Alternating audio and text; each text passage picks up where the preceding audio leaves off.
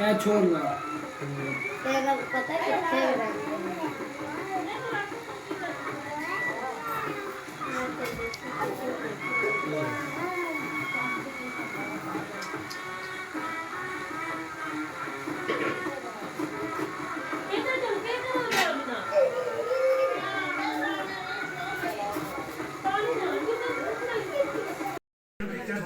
कितने किन्ने मोबाइल कटे ने 2 लाख शादी एक तो मिनट कटे जरा वीडियो आई खड़ी किन्ने मोबाइल टोटल कटे ने हुन तक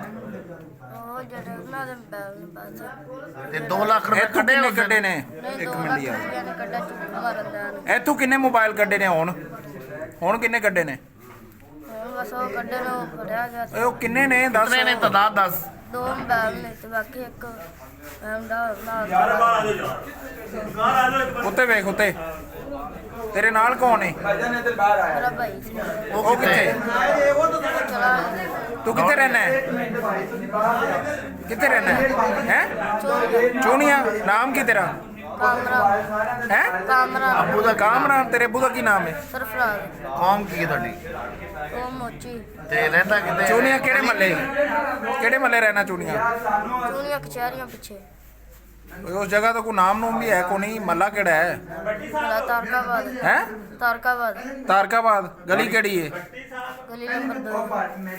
ਗਲੀ ਨੰਬਰ 2 ਗਲੀ ਨੰਬਰ 2